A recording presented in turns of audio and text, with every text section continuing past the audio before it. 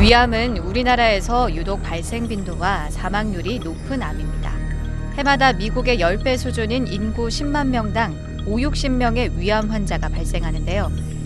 2019년 발표된 중앙암등록본부 자료를 보면 2017년 국내에서 새롭게 발생한 위암은 29,685건으로 전체 암 발생 23만 2,255건의 12.8%를 차지하며 국내는 물론 세계에서 발병률 1위를 기록했습니다.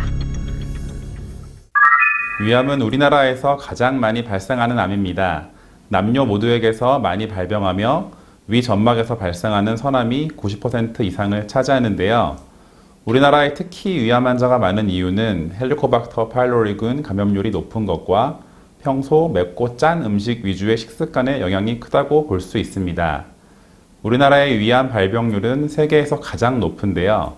그와 더불어 내시경 및 수술적 치료의 수준도 매우 높아서 현재 우리나라 의료진이 세계 의료계를 선도하고 있습니다. 다행인 것은 우리나라는 세계에서 위암 발병률이 가장 높은 국가지만 위암 사망률은 상당히 낮다는 겁니다. 국내 위암 환자의 5년 상대 생존율은 위암이 없는 같은 또래 인구의 68.9%로 미국, 영국 등 선진국보다 2~3배 이상 높은데요. 세계에서 가장 높은 위암 발병률에도 불구하고 생존율이 높은 이유는 1999년부터 시작된 국가 암 검진 사업을 꼽을 수 있습니다. 위암의 원인은 정확하게 밝혀진 바가 없습니다. 환경, 유전, 문화적인 요인과 관련이 있다고 보는데요. 그중 식습관의 영향이 가장 큽니다. 식품 처리제, 염장식품, 가공육류, 훈제식품 등으로 인한 질산염 화합물의 섭취, 불에 탄 음식과 음주, 흡연, 과체중 등은 위암의 발생 빈도를 증가시킵니다. 헬리코박터 파일로리균 감염, 만성 위축성 위염 등도 위암의 원인이 될 수 있습니다. 단순 위염에서 위암으로 진행되기까지 5단계 과정을 거칩니다. 단순 위염에서 만성 위염으로, 만성 위염은 장상피화생, 점점 진행되면 이형성증, 위암으로 악화하는데요. 위염에서 위암이 되기까지 보통 15년에서 20년 정도의 시간이 소요되는 걸로 알려졌고, 위축 위염이나 장상피화생이 위암으로 악화할 위험은 각각 6배, 20배가량 높아집니다. 위암의 증상은 소화불량, 속쓰림, 상복부 통증과 불편감, 구역질, 체중 감소, 식욕 감퇴, 피로감 등이 있습니다. 진행성 위암의 경우 위에서 십이지장으로 넘어가는 부분이 좁아지거나 막혀서 구토가 발생할 수 있습니다. 이외에 토열이나 혈변, 복부 종괴, 간 비대 등의 증상이 있을 수 있는데요. 대부분의 조기 위암 환자들은 특별한 증상이 없으므로 위 내시경을 정기적으로 하는 것이 좋습니다. 최근 외과 수술의 기법들은 끊임없이 변화하고 있습니다. 이러한 변화는 장단기적인 수술 성적의 향상과 환자 삶의 질적 향상을 위한 방향으로 진행되는데요. 변화 중에서 가장 각광받는 것 중 하나가 최소 침습 수술입니다. 최소 침습 수술이란 기존의 수술 방법과 동일한 효과를 가지지만 환자에게 미치는 영향을 최소화하는 수술 방법을 말합니다. 위암의 치료 방법은 대표적으로 내시경을 이용한 점막하 절제술과 외과적 위절제술이 있습니다. 림프절 전이 가능성이 매우 낮은 조기 위암의 경우 수술을 하지 않고 내시경으로 암을 제거하는데 이를 점막하 절제술이라고 합니다. 수술적 치료는 위암 병변을 포함한 주위의 정상적인 조직을 충분한 안전거리를 두고 절제하고 위 주위 림프절을 제거해서 암이 퍼질 수 있는 통로를 최대한 절제하는 근치적 위절제술이 기본입니다. 최근에는 개복 수술을 대체하는 최소 침습 수술인 복강경 수술이 보급돼 위장관 수술에 널리 활용되고 있습니다.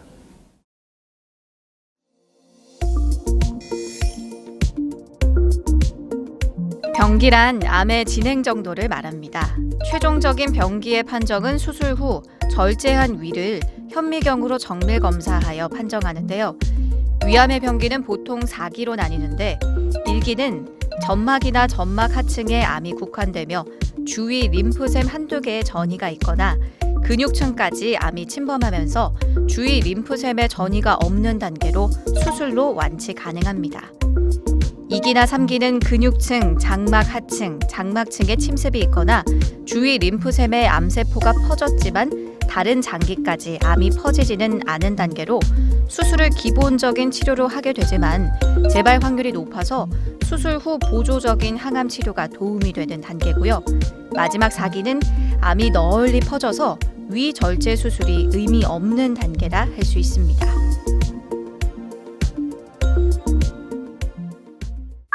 최근엔 복강경 수술을 선호하고 있는데요.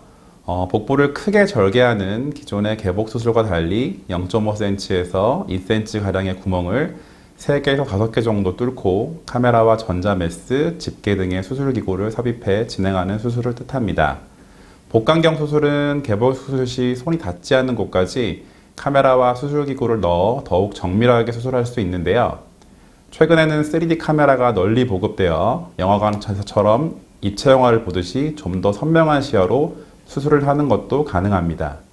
복강경 수술은 상처가 매우 적고 내부 장기가 덜 노출되어서 외부 공기가 닿는 시간이 짧아서 장유착 등 수술에 의한 합병증을 예방할 수 있습니다.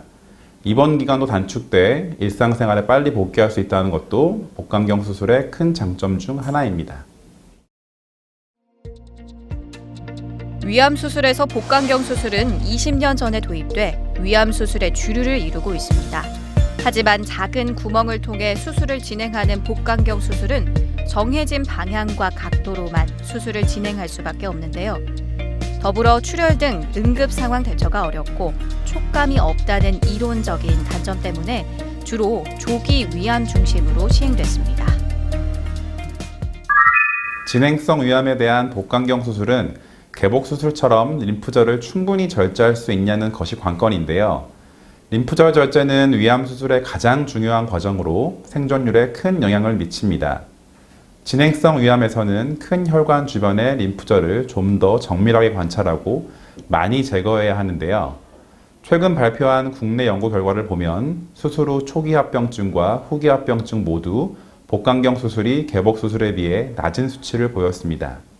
가장 중요한 수술 후 3년 생존율도 개복 수술에 비해 큰 차이가 없었고요. 이러한 결과는 진행성 위암 수술에서도 복강경 수술이 개복 수술보다 더 나은 방식임을 증명한 것이라 볼 수 있습니다. 물론 잘 훈련받고 충분히 임상 경험이 있는 위장과 뇌과 의사가 시행하는 복강경 수술이라는 전제가 있습니다. 결론적으로 진행성 위암은 환자와 의사가 충분한 상의를 거친 뒤 치료 방법을 택하는 것이 중요하다고 봅니다. 현재도 꾸준히 복강경 수술기구와 수술 기법이 발전하고 또 개발되면서 대부분의 위 수술을 시행하는 데는 큰 어려움은 없습니다. 더구나 로봇 수술의 도입으로 더 이상 최소 침습적 위암 수술은 실제로 환자에게 실제 임상에 적용하기에 큰 문제가 없고요. 많은 장점을 갖고 있는데요.